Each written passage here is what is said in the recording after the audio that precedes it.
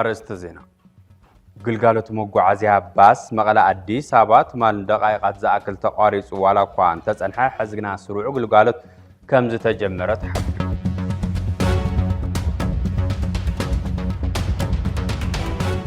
حتو مهيا سرحتنياتات منقست تقرأي ملسين مركابن بأكال مزرابن قوصراك تحازلنا يقبا قبل ودب ولودو تقرأي ناب أبيات عيو فيدرال أبزز حافو ربداب قليزو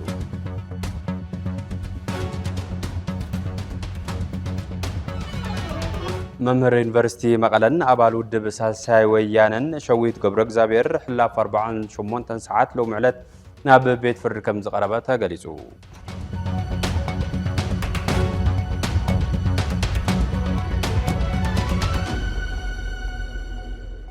سلامات عنا بلاي كبرى تخطاتلتنا رمزتن تبي التلفزيون نالومي مشهد زحزنا يوم زيناتات جميرنا لنا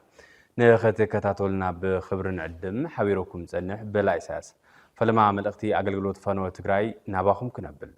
زلنالو محبر قطوام بوليتيكاو مدرخ فولي بهراو سانه زحتت እናኾነ ይኸይድ ኣሎ ነዚ ፍሊ ብሄራዊ ውሳነ ዝሓትት መድረኽ ዝምጥን ብሄራዊ ስምምዕ ማለት እውን ናሽናል ኮንሰንስ ግን ኣይረአይን ዘሎ ብውሕዱ እቶም ሰለስተ ገዘፍቲ ሓይልታት ሓደ ብሄር ማለት እውን ህዝባዊ ስልጣን ክሕዙ ዝነሓንሑ ፖለቲካዊ ውድባት ማእገር ዘለዎ ማሕበረሰብ ክፈጥሩ ዝቃለሱ ሲቪልን ሲቪክን ማሕበራት ከምኡ እውን ብሓደ ይኹን ብካልእ መንገዲ ዕጥቂ ሒዞም ድሌቶም ወይ ድሌት መራሕቶም ከፈጽሙ ንዓያይዶም ዝብሉ ዘለዉ ሓይልታት ኣብ ባህሪ ዝመድረኽ ዘለዎ ናይ ኣጠማት ምታፈላላይ ናይ ጥማም ተፈላላይ ጥራሕ ዘይኮነ ናይ ወፍሪ ተቃርኖ ንህዝብ ትግራይ ተወሳኺ ዋጋ ናብ ዘኽፍል ጫፍ እንትወስዶ ይረአ ኣሎ ኣብ ባህሪ እቲ ዘለናዮ መድረኽ ዘሎ ናይ ረዳዳ ኣጋግን ከም እግርን ከበሮን ተበናጨረ ወፍርን እቲ ብሰንኪ ብልሽውናን ስንፍናን መራሕቲ ብሓደ ገጽ ብሰርቶም ዝተንበርከኸ ህዝብ ትግራይ ንምፍጣር ተሊሞም ዝንቀሳቐሱ ጸላእቲ ብኻልእ ገጽ ዝተፈጠረ ጽንታ ምዕልቦ ከይረክብ ካብ ምግባር ብተወሳኺ ዘቤታዊ ሓደሽቲ ናይ ተጻብኦ ብኹርታት ተፈጢሮም እቲ ንብሄራዊ ህላውኡ ንታሪኹ ንመሰሉን መንነታዊ ሕላገቱን ሰፍ ዘይብል ዋጋ ዝኸፈለ ህዝብ ትግራይ ببأس مرحتون نحن حليقاتون فحفح إلو كبتن أبز جبر فولي مدرخ نركب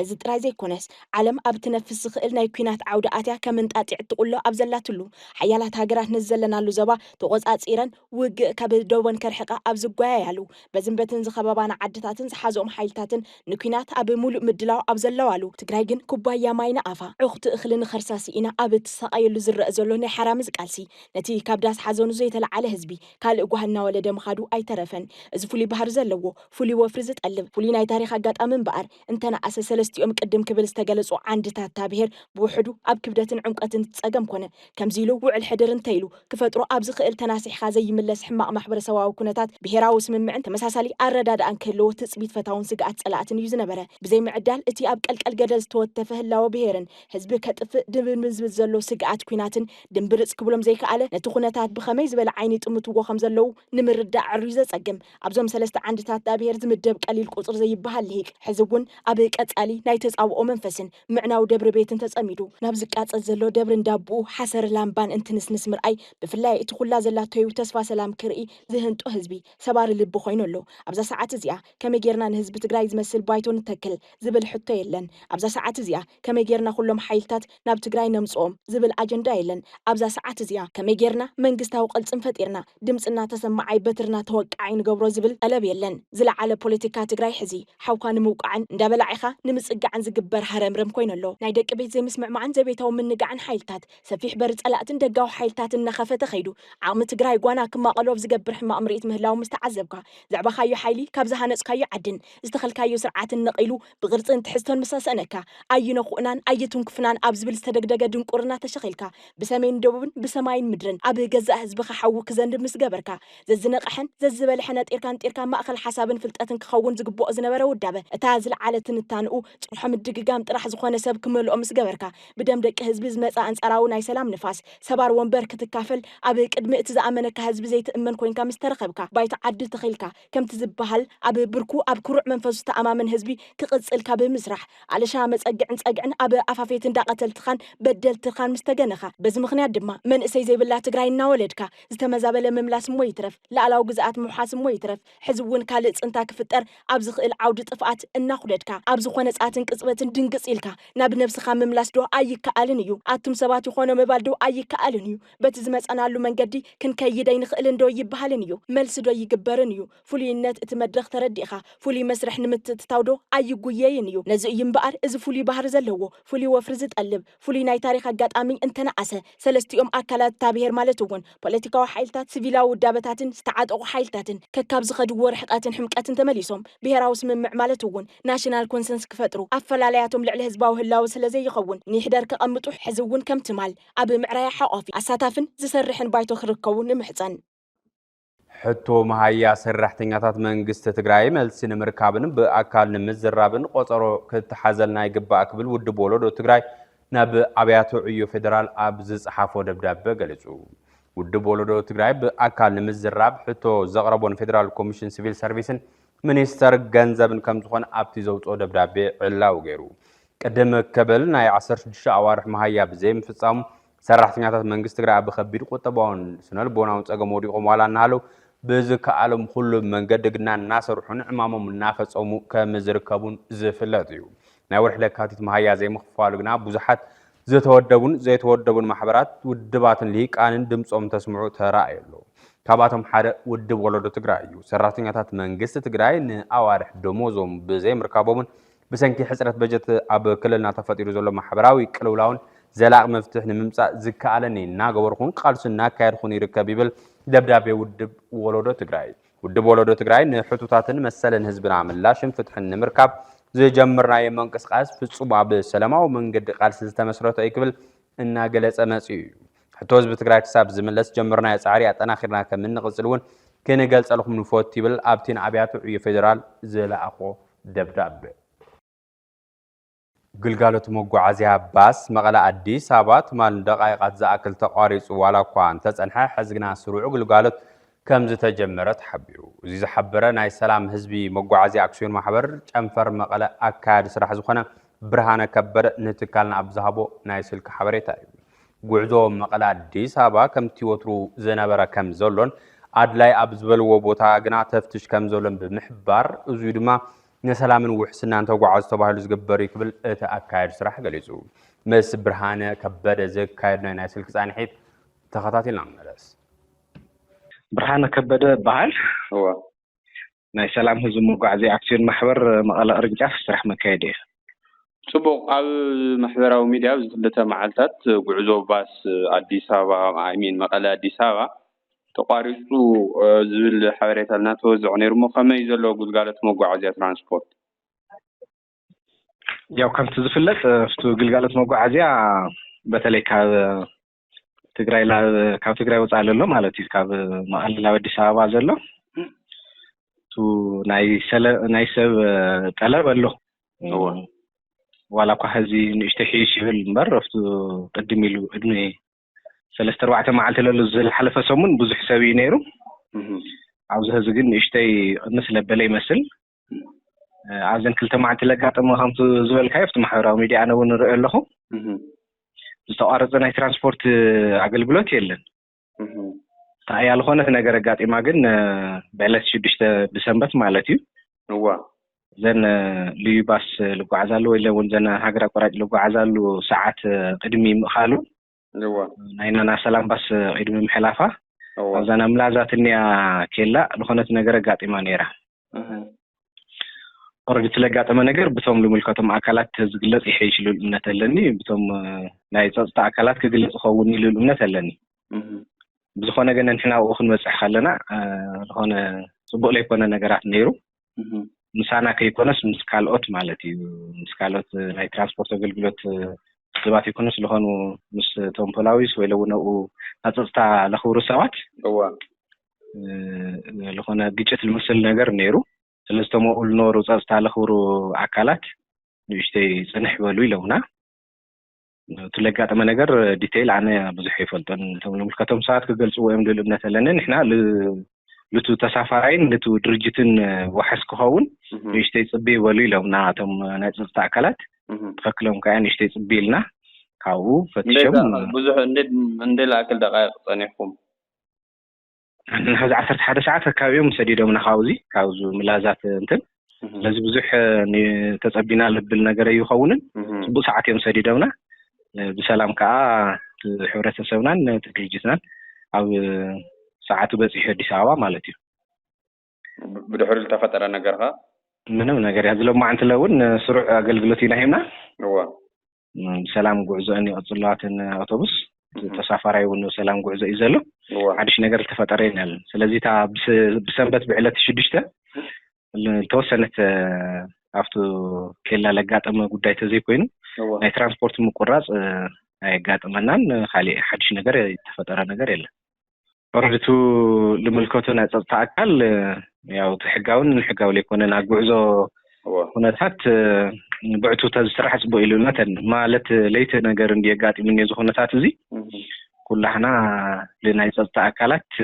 ሓገስቶሚና ክንከውን ልግበአና ትነሳፍሮ ሕብረተሰቡን ከም ድርጅቱን ወሕስና ህልወና እንድሕር ኮይኑ ሕጋው ለኾነ ስራሕቲ ተሰሪሕና እዩ ተሳፋራይ ወነቦቱ ክበጽሕ ልኽእል ድርጅቱን ተራፋይ ክኸውን ልኽእል ስለዚ ኩሉ ናይ ትራንስፖርት መገልገላይ ሕጋው ኮይኑ ኸይድና እንደሊ ስለዚ ለጋጠመ ጉዳይ ብቶም ልምልከቶም አካላት ተዝግለጽ ማረጽ ልውልነት አለ እንታይ አጋጥሞም ለምንታይ እዩ በምንታይ ገለሉል በቶም ዝምልከቶም ናይ ጸጥታ አካላት ክግለጽ ይልውልነት አለኒ ለኾነ ናይ ትራንስፖርት አገልግሎት ወሃብ ግን ብታ ለወጽሉ ታሪፍን ብታ መንግስት ለውጻ ታሪፍን ብታ መንግስት ለውጻ ናይ አገልግሎት አወሃህባን ባአኸ ኸይድ ቶም ልምልከቶም ናይ ጸጥታ አካላትን ብኡ ሕግዝና አንሕና ወን ሓገዝተኩም ከውን መልእክቴ ከም ሓላልፍ እንደሊ ትናገልግሎት ትራንስፖርት አገልግሎት ከም ዝፍል ልፍለጥ ዓቢ ጸገም በጽሕወኒ ፍቱ ናነዳድ ጉዳይ ከም ትፈልጥ አው ካዕም ብላዕሊ ኢልኸውን ለቱ አገልግሎት ወሃብ ትካል ማለት እዩ አው አገልግሎት ወሃብ ትካል ካዕም ብላዕሊ ኸውን ከሎ ላመንዩ ልሕልፈሎ ላፍቱ ተገልጋላይ ላፍቱ ዓሚሊ ልኸይድ ሎ ማለት እዩ ካብ ጊዜ ላም ጊዜ ነዳጅ ጉዳይ ዋጉኡ ሙሳኽ ጥራሕተ ይኮነስ ዋላ ተቆርበቱን ላብ ዜሮ ላኸደብ ዝኸደሉ ጊዜ ካብ ጠጠው ምዋል ቢያንስ ዋላ ዋጋ ወስካስ ተኸይድ ዓቅም ዘሎ ተዋሂሉ ክኸይድ ልኽእል ከፊሉ ዋላ ተኸደልካ ትምክረም ነገራት ኣሎ ለአብነት ካብ መቐለላው አዲስ አበባ ጥራሕተ ይኮነስ ካብ መቐለላው ሽረ ህዚ ካብ ጊዜ ላብ ጊዜ ነዳጅ ኩነታት ላጸገመው ልኸደሉ ጊዜ ንሕናውን ከም ድርጅት ካብ ጠጠው ካብ ንብልስ ቢያንስ ከፊሉ ልኸይድ ማሕበረሰብ እንድሕር ሃሊስ ዋላ ከፊሉ ልኸይድ ይልካ ቶም ታሪፍ ሙሳኻት ጉዳያት ኣሎ አንሕና ደሊናየ ይኮናን ከም ድርጅት ግን ድማ ቱ ወድዓዊ ጉዳይ የገድደካ ኣሎ አውዘውዝኛው ለመልከቶ አካል ካብ ላዕሊ ስቃዕ ታሕት ለሎ ንህዝቢ ሓስብ የልብል ካብ ፌደራል ስቃዕ ክልል ለሎ ተዝሓስወሉ ሓልቲና ከም ድርጅት ማለት እዩ ብጣዕሚና ንጽገም ለና ከም ትሪኦ ኣለኻ ከም መቐለ አዋ ማለት ጽባሕ ኻሊእ ጊዜ ይኸውን ግን ድማ ተገልግሎ ማሕበረሰብ ላብለ ይኮነ ነገር ላኸደ ደስ ኢልካ ይኹን ካን ተገልግሎ ክብለካ ደሊ አንሕና ከም ሰላም ባሲ ደስ ኢልና ይኹንና ማሕበረሰብና ነገልግሎ ለና ካበይ ከም ዘምጽአ ዘሎታ ገንዘብ ንርለና ኢና አንሕና እውን ታነዳድ ካበይ ከም ነምጽአ ኣለና ላተጨነቕና እዩ እምበር ደስ ኢልና ይኹንና ማሕበረሰብና ነገልግሎ ለና ግን ድማ ክኸውን ስለልግብኦ ስካዕ ነገራት ልስተኻኸሉ አው ጸገም ኣለና ፍትና ነዳድ ጉዳይ ክብለካ ደሊ ሓወይ ብዘይ አጋጣሚ ክልጽ ስለደሎ ይغنيለ ሱረት ያለና መምህር ዩኒቨርሲቲ መቀለን አባል ውድብ ሳልሳይ ወያነን ሸዊት ገብረ እግዚአብሔር ሕላፍ 48 ሰዓት ለው ምዕለት ናብ ቤት ፍርድ ከም ዝቀረበ ተገሊጹ ሸዊት ገብረ እግዚአብሔር መሳሩ ዝፍለጥ ኮይኑ ዝተፈላላዩ ልሂቃን ፖለቲከኛታትን ጽዕንቶ ፈጠርቲ አካላትን ማእሰርት ሸዊት ምስ ፖለቲካዊ አተሓሳስቡ ናይ ሚድያ ስብኡን ዝተሓዘ እዩ ብዝብል ከቃውምዎ ጸኒሖም እዮም ዝኾነ ሰብ ኣብ ቅድሚ ሕጊ ማዕረ እዩ ዝኾነ አካልን ክጠርጠረን ናብ ትሕቲ ቁጽጽር ሕጊ ክውዕልን ግቡ እዩ ናይ ሸዊትን ካብዚ ዝተፈለ ነገር ከም ዝኾነ ብኻሊ ገጽ ሰፊሕ ሽፋን ሒዙ ዝቐነ አጀንዳ እንትኾን ሎሚ ኣብ ሳልሳይ መዓልቱ ናብ ቤት ፍርዲ ቀሪቡ መኽሰሲኡ ተፈሊጦሎ መኽሰሲኡ ምስ ፖለቲካ ውግንና ኾነ ናይ ሚድያ ስብኡን ዝተተሓዘ ዘይኾነስ ምዝዋር ምስ ዘይሕጋዊ ዕጥቂ ዝተኣሳሰረ ምዃኑ ነቲ መጋባእያ ዝተኸታተሉ ወገናት ገሊጾም ጉዳይ ሸዊት ተለዋጢ ቆጽሮ ከም ዝተወሃውን ንምፍላጥ ተኻኢሎሎ ሸዊት ቅድም ኢሉ ካብ ዝበሎም ቁንጣር ትሕዝቶ ክነካፍለኩም أبي بتقرنيا وقعيا بمحارنيا وقعيا نبرا يوسخلا حنق اللي تيوسخلا منم دغير نقريل ناب تقراي بعلخا حانيك كان لحاسكايو نليلا أكايو بجت نرادي مدحانيت كاش أما قلن زل حوحات حتى تحت قبر يتخلي مجمرة سرح خسرح مجمرة حلافنت كاتواتا كاوحو حت تخصصيت عملك حاضرنا نحاول نخسر تنحزن تقراي علتاوي نتقارو خجن قالوا على اللوا هيوت تقارو مناورو تقارو سيول جيرن على اللوا محنقوتات مبزحتن كابدي سوالف الفلايين كلير حدا خلتلنا هنطقسن نخلي تنعبيت البهاله 4% ناي تقراي جزات بحيل وريرو حيز ولا بعلو ابي احمديو سلازي بالتلفزيون لما عنتو مشات واتو تمزاول تخيم اللسو حوحاتي حاني وحيزني ايلو كراخري خلي مجمريا يوصا خفتوري ولا لبوتا يصريو كافتم بعلو لاتهم عطقات يصريو كافتم بعلو لاتهم سفرت كاون دحر تم تمزاول حوحاتي يسدومين ويكع خالي قدم خناتات نحرق اميطاش شعو مازو بتلفزيون نقرنا نحنا ون حايرنا نحوحات كنواص شعو اخوني ده بتقرنيا ولا بطاليانيا غيرون يناغر كنسمعنا صقم يول اتم اديس على لكم تجارو انت سبل صقنا انت سمرت انت سب كالي ودابت حقفو زي اخي ترداكم زي اخي حدكم ناب تلفزيون مصيخا ناي ابي مدره تاي مالت مخانو نتغرا حزبي كندينا حلاي مخانو طقام مخانو بتغرا حزبي فقر طخبل لخونه مخانو ابي حمد كتردونا تمكرو عرف وقع لكم كابزي زعبازي كيوصانا اب يونيفرسيتي مقاله ممهرن ابال بوليتيكا ودب سالساي ويانه تግራይን ዝኾነ ሸዊት ገብረ እግዚአብሔር ኣብ ትሕቲ ቀይድሞ ዓሉ ዝዝከርዩ ሎሚ ኣብ ቤት ፍርዲ ቀዳማይ ወያነ ዝቀረበ ሸዊት ምኽንያት መክሰሲዩ 5 ጥሪ 2018 ዓመተ ምህረት ምሸት ኣብ ባጃጅ 69 ክላሽ 20 F1 20 ጭስ ቦምብ ጽዒኑ የዘዋውር ነሩ በዝብል ምዃኑ ላዕለዋይ መሪሕነት ውድብ ሳልሳይ ወያነ ትግራይ ብርሃን አጽባሃ ገሊጹ ምስ ብርሃን አጽባሃ ዝነበረና ናይ ስልክ ጻኒሕት ተኸታተልና እንመለስ ብጻይ ሸዊት ኣብ ዝሓለፈ መዓልታት ብሓይልታት ታይናዝሉ ተታሒዞ ክፍለ ከተማ ዓዲ ሓቂ ፖሊስ ጣብያ ተኣሲሩ ከም ዝነበረ ዝፍለጥ ኮይኑ ለማዓንቲ ድሕሪ ሰዓት ናብ ክፍለ ከተማ ቀዳማይ ወያነ ቤት ፍርዲ ቀሪውሎ ያው ንመሰሪኡ ወይ ተጠርጢሩ ዝተታሓዘሉ ምክንያት ድማ ዘይሕጋው ዕጥቂ ወይ ዘይተፈቀደ ዕጥቂ መሳርሒ በመሓዝ ብምዝዋርን ዘዩ ስለዚ ነተውቱ በመሓዝ ብምፍንጃርን ስለተጠርጠረ ዝብል ክስ ቀሪውሎ ካፍቶም ኣብ ልዕሊ ሸዊት ዝቀረቡ ክስታት 69 ክላሽ 20 F1 ቦምቢ 20 ጭስ አልባ ወይ ጭስ ላይ ሁሉ ቦምብ ልባሃሉ ሓንቲ ባጃጅ ጽዕኑ እንትከሳቀስ ሓይልታት ጸጥታውን በመሰረት እዚ ጽዕኑ ክንቀሳቀስ ከሎ ሓይልታት ጸጥታ በመሰረት ዘጥቆማ ኣብ ትል ኩዕል ተገይሩ ልብል ጥርጣረ ይቀሪብሎ ያው ካፍቶም ተሕቃ ዕጥቅታት ምዝዋሩን ና ሓይልታት ጸጥታ ቦምብ ብምስዋይ ኣካላት ጸጥታ ጉዳት መጻሕ ልብል ውን after ተጠርጠረሉ ጉዳይ ቀሪውሎ ያው ትናለማዓንቲ ነበረ ሆነታት በዚህ መልከት ጥርጣረታት ለተታሐዘሉ ምክንያታትን ኢሎም ዘቀረቡሉ ጉዳይ ዘሎ ይኹን እምበር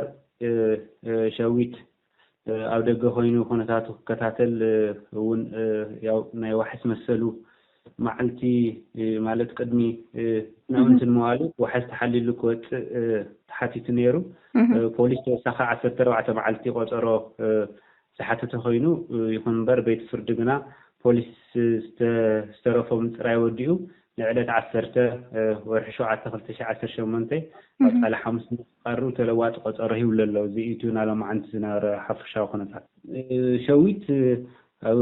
ሚዲያ ፖለቲካዊ ጉዳያት ዝሳተፍ ሰብ ምዃኑ ኩሉ ዝፈልጦ እዩ ስለዚ ኣብዚ ኣብ ትግራይ ዘሎ ኩነታት ብሰላማዊ መንገዲ ሓሳብ ዝግለጸሉ መንገዲ ናጸ ዝመጽእ ዘሎ ምዃኑ ዝረአ ዘሎ ኩነታት እዩ ስለዚ ዞም ኩነታት ዚኣቶም ያው ህዚ ኣብ ጥርጣረ ስለዘሎ ተጠርጢሩ ተባሂሉ ዝተጠርጠሩ ነገር ተነጊሩ ዘሎ ከም ውዳበ ግን ንሕና ሕጊ ሒዝዎ ዘሎ እቲ ሕጊ ብሕጊ መሰረት ክውዳእ ብሕጊ ክሪኦና ትፅቢት ንገብር ነገር ግን ኣብ ትግራይ ፖለቲካ ብሰላማዊ መንገዲ ሓሳብካ ምግላፅ ልዕሊ ዝተገደሉ ኩነታት ምርኣይ ይከኣል እዩ ነገር ግን እቲ ኩነታት ኣብ ሕጊ ተጠርጢሩ መጠርጠሪ ምክንያት እውን ለማዓንቲ ተነጊሩ ዘሎ 48 ሰዓታት ላቤት ፍርዲ ክቀርበሉ ዝነበረ እውን ሓሊፉ ኣሎ እዚኦም ክንሪኦ ከለና እቲ ሓሳብካ ብነፃ ናይ ምግላፅ ኩነታት ብጣዕሚ ኣብ ኣሸጋሪ ኩነታት ናና ተገደበ ይመፅእ ከም ዘሎ እዩ ከም ሓደ ኣብ ፖለቲካ ዝንቀሳቀስ ሰብ ሸዊት እውን ፖለቲካዊ ምንቅስቃሳቱ ኣብ ፖለቲካ ፓርቲ ኣባል ሳልሳይ ወያነ ትግራይ እውን እዩ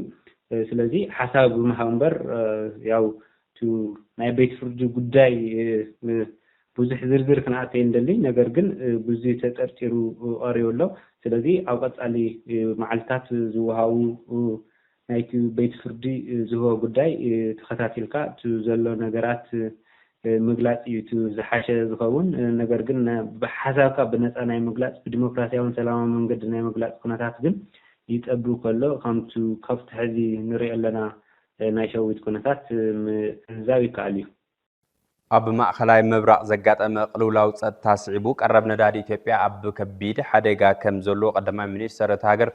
ኣብይ ኣሕመድ ገሊጹ ኣብይ ኣሕመድ ቀረብ ነዳዲ ከም ዘየለ ብምርዳእን ብምእማንን ዜጋታትን ሸየጥቲ ነዳድን ነዳዲ ክቁጥቡ ፀዊዑ ቀዳማይ ሚኒስትር ኣብይ ኣሕመድ ኣብ ማሕበራዊ መራኸቢ ገጹ ኣብ ዘስፈሮ መልእኽቲ ኣህጉራዊ ቀረብ ነዳዲ ናብ ንቡር ክሳብ ዝምለስ ኣብ ኣጠቓቕማ ጥንቃቐ ክግበርን ንኣገደስቲ ድሌታት ዝኸውን ነዳዲ ቀዳምነት ክወሃብን ኣተሓሳሲቡ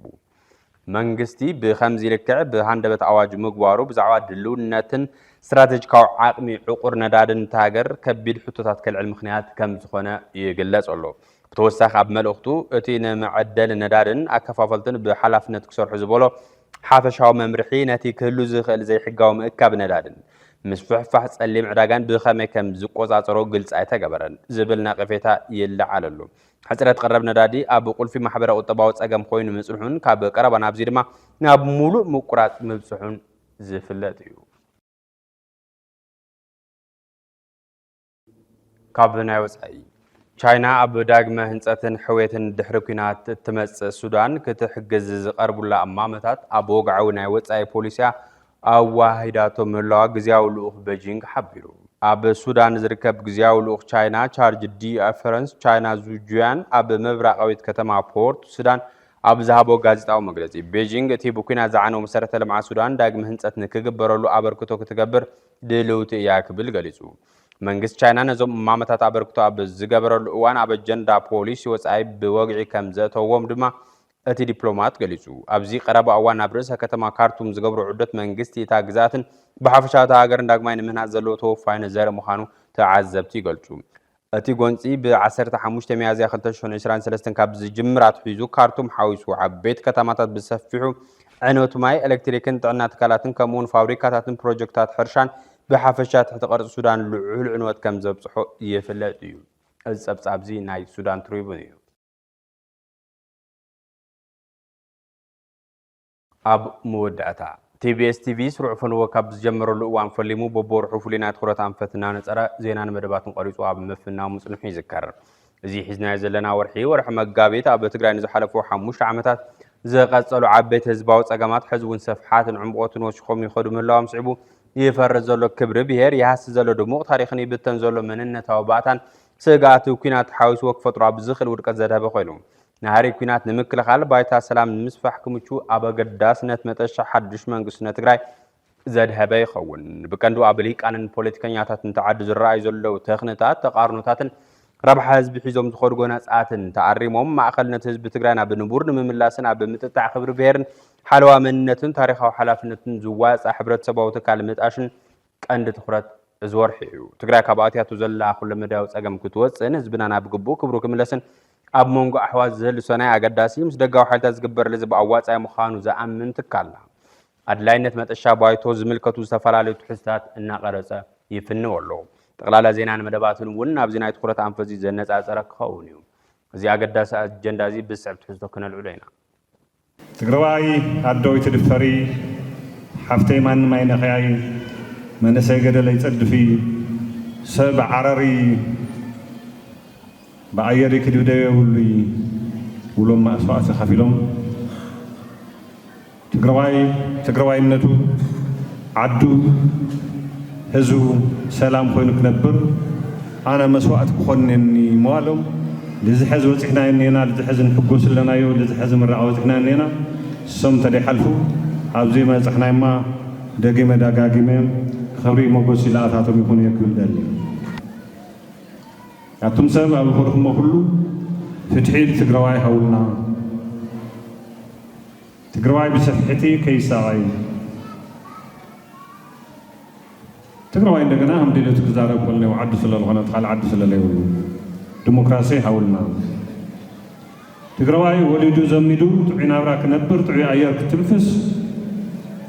لمعة لاليو لمعة لا كيتوسعو زن سلس حضارات يومنا السلام بالخي السلام بالخي كل تدقنا نواريخي ولد ولد نبالغي عد عبس نيرو عد مرعى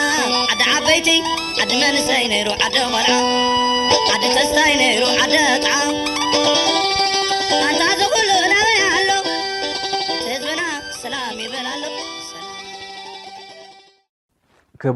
كبراتن زيناتاتنا كتكتاتلو صنحكم يمسنيرو مسترفو خالقوت مدلاوات تي بي اس حبيركم ناصلحو سلام